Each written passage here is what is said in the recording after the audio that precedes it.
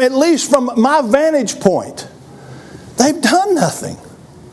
Or they've done very little. And it may be, and I'm just making an observation simply from what I know, but there are a lot of folks who say I am a follower of Jesus Christ, and they don't follow Him. They don't seek to learn from Him. They don't seek to do what James has said. James said you have to be a hearer, or rather a doer, not just a hearer. So let me ask you this question. Here's the question, folks. This make you squirm a little bit, my guess. If the Lord were to list what you do, what would the list say? If the Lord said, here's your doer list, what would the list say? Now, I'm not talking about that we earn salvation. We're not talking about that. We're talking about practically Jesus saying and James saying, you can't just hear it. You have to do it. Jesus would say it this way. Whoever hears these sayings of mine and does them, I will liken him to a wise man who built his house on the rock, and the rain descended, and the floods came, and the winds blew, and beat on that house. And it didn't fall. It was founded on the rock. But everyone who hears these sayings of mine and does not do them will be like a foolish man who built his house on the sand, and the rain descended, and the floods came, and the winds blew, and beat on that house, and it fell, and great was its fall. That's exactly what Jesus is saying. At the end of the Sermon on the Mount, He says, you can hear it all day long, and if you don't apply it, and if you don't do it, it will accomplish nothing. As a matter of fact, your life is going to be like this house where everything came in, the winds blew it, and the rain came on it, and it just fell apart. What good does it do to hear anything that God said and not do it? James says it doesn't do any good. Matter of fact, James says you deceive yourself. Don't you imagine that when James said what he said in his letter, he was remembering what Jesus said in the Sermon on the Mount? So let me ask you, why all this talk about hearing and doing? Why all the talk about hearing and doing? Well, I'm going to suggest to you that it's mainly about self-deception. And then when it comes to the self-deception, James offers this illustration. He says, if anyone is a hearer of the word and not a doer, he is like a man observing his natural face in a mirror, for he observes himself, goes away, and immediately forgets what kind of man he was. Words are important, folks. Words are important. He says, listen to what I'm saying. This is like a man who looks in a mirror at his natural face. Look at the words. And he immediately forgets what he just saw. Now let that sink in just a minute. You ever thought about immediately forgets? When you read this, is what you see is just a picture of a person who walks by a mirror and looks at it, and then that's the lesson? Oh no, it's much deeper than that. This is a lesson about a man who looks at his natural face in a mirror and he immediately forgets. I want to say something to you. I'm going to use a word that I don't even know is a word. I like to do that. Intentionality. Is that a word? Martha Berry's not here, so I guess I'll have to get it from somebody else. Intentionality. May I say something to you? To immediately forget takes intentionality. To look at your face in a mirror and take a step to the side and immediately forget what you saw takes intentionality. An honest man, listen to this. If I'm facing a mirror and I do this, if I'm honest, I remember very well what I just saw, right? If I'm looking at myself and I do this and I don't remember what I saw, what is that? That's intentionality. Now there are times when, because of time constraints and time, that I might forget something. But if I just look at myself and do this, the only way I can forget what I just saw is I intentionally do that. I'm stressing this because I want you to see what this says. This is in there for a reason, I believe. He immediately forgets. It's not something what he's thought about it for a week or two and he forgets about it. We're not talking about that. We're talking about somebody who looks and immediately says, I don't care what I saw. I've forgotten what I saw.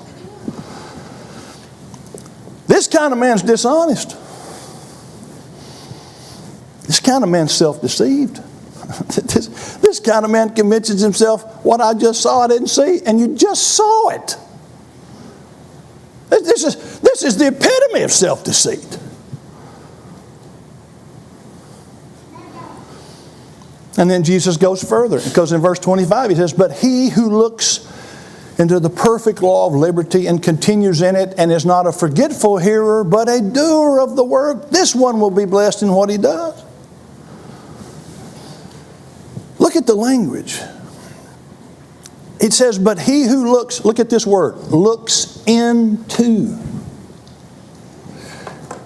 This, if I walk in front of a mirror, okay, I look at myself.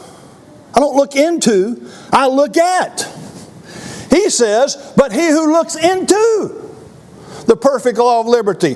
When I think about a mirror, this is what I think about. This is what you think about. Now, that's not me, obviously, looking in the mirror, but you get the drift, right? A mirror is a reflective piece. It's something, and when we look in our mirrors, we see very clearly. Sometimes we see more clearly than we want to see, but we see clearly. Let me tell you something. That's not the kind of mirror James was talking about. This is the kind of mirror James was talking about. James was probably talking about a bronze mirror that as you looked at that, it wasn't that clear reflective surface. Don't get the impression that what James was talking about is what we just saw in that last slide. That's not what James was talking about. This is what James is talking about. And to see yourself as you really are in a mirror that looks like that takes looking into. It takes looking into. I love this. It's the idea of looking into in the original Greek is this idea. It's to stoop sideways and to bend over. Now, I'm not going to really try this, but I'm going to. But you know, when you stoop sideways and then you bend over, is that natural for you? I'm about to fall over just doing that. The idea is to stoop over and then you bend over. And the reason you have to do that is because this is the kind of mirror you're looking into. You can't just walk in front of it and see everything like you need to see it. You can't do that with that kind of, I'm pointing to this because this is what I see. You can't do that with that kind of mirror. If you're going to see yourself as you are in that kind of mirror, what do you have to do? You have to look and turn and bend over and get down and look back up and get close and you have to do that. That's what James is saying. James is saying you've got to look into it. And you have to look into it because of the type mirror that it is. But then notice what he says. He who looks into what? The perfect law of liberty. You're looking at something from every angle and you're looking at it as clearly as possible. But the object of the looking is the perfect law of liberty. It's the gospel. And if the mirror offers a perfect reflection, you will see your flaws. When a person, even in the first century, looked into a mirror, even though it wasn't like the mirrors we look into, even though they looked into that, if they looked at it the way he intended, carefully and thoughtfully, they could see themselves as they were.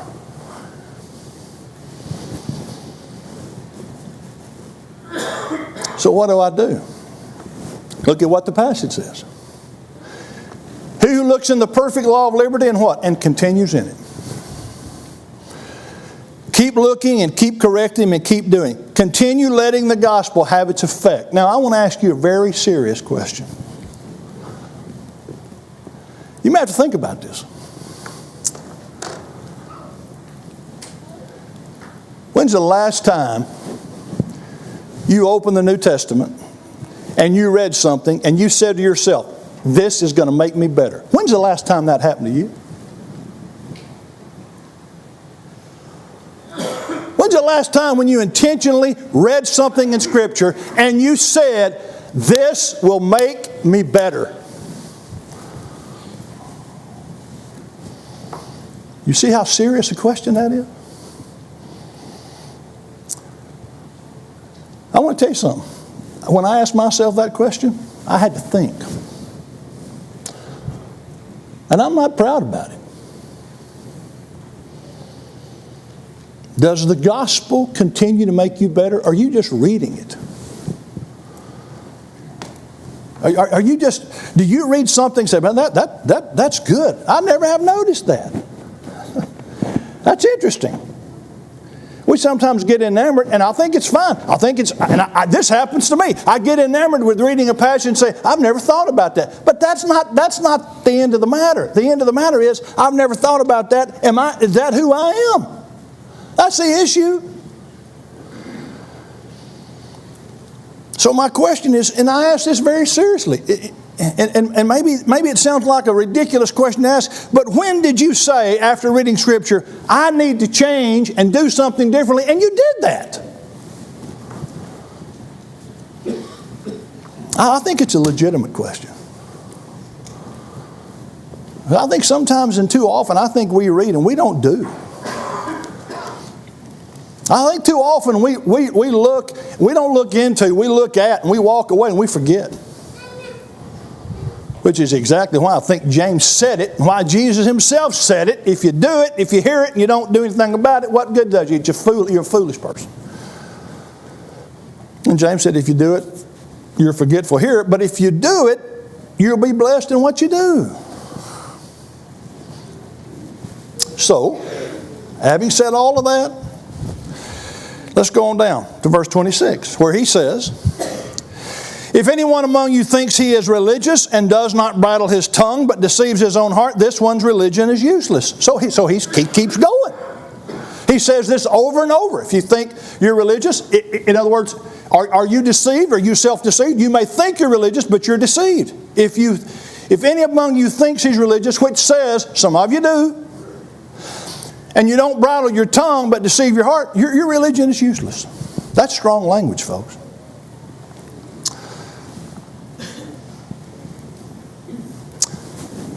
And while I would say that James says there are some here who he writes to,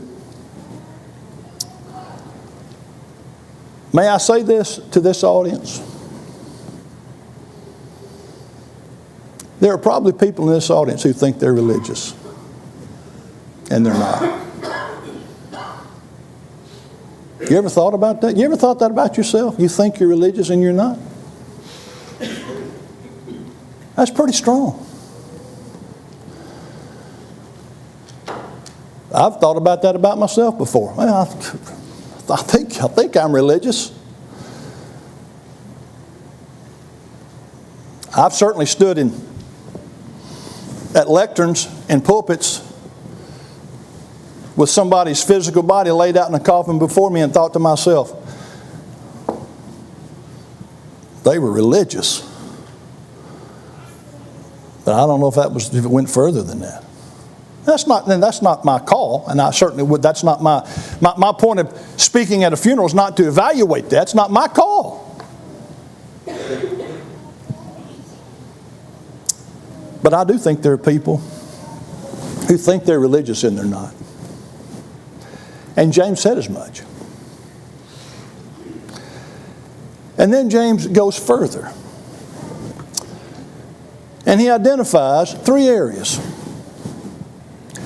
And I think that's why he identifies these 3 areas. I think what he's saying is, if you're not a doer of the word, if you're just a hearer, you deceive yourselves. And if you need a further way to demonstrate that, think about these 3 things. He says, if a man cannot bridle his tongue, but deceives his own heart. Now, may I say this to you?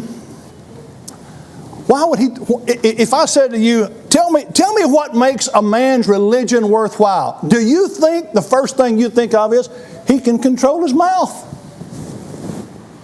Does that seem odd to you? Does it seem odd to you that the very first thing he says is, if your religion's worthwhile, if it's worth anything, you control your mouth? Think about that, folks. If a man can't bridle his tongue, he's in trouble. Now, let me ask you another question.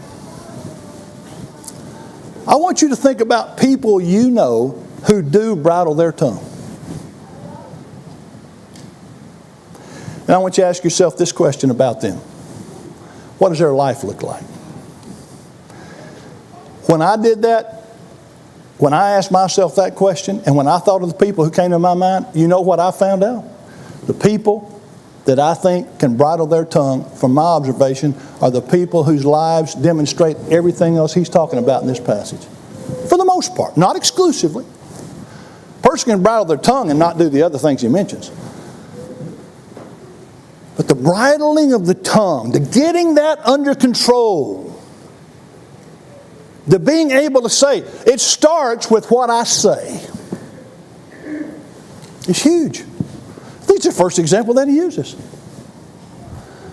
You want to ask yourself this morning, is my religion useful? Is it something that's legitimate? Do you bridle your tongue? He goes on in James 3 and he talks about that. He talks about how the tongue's such a small member. And we talk about this. I've preached about this. We've talked about this. We talked about it in classes. But folks, I think this is a really serious kind of thing. The first thing James says is, if he says he's religious and he can't bridle his tongue, well, look, we may as well forget the rest of it. That's what he's got to do. He deceives himself. And his religion is useless. Is useless? James, his religion is useless? Yeah, that's what he says.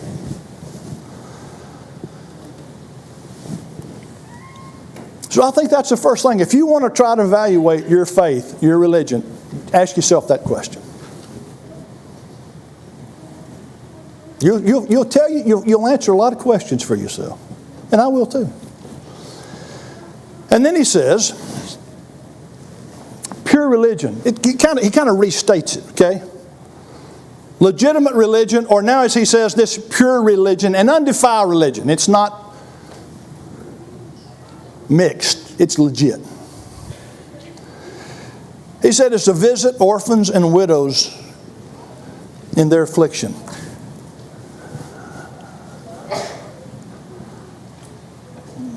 Orphans really have nobody.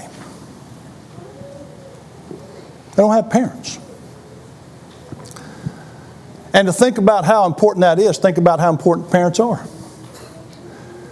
Some of you who are fairly new parents, what if your children didn't have you? They didn't have anybody to care for them. Being an orphan is a disheartening thing.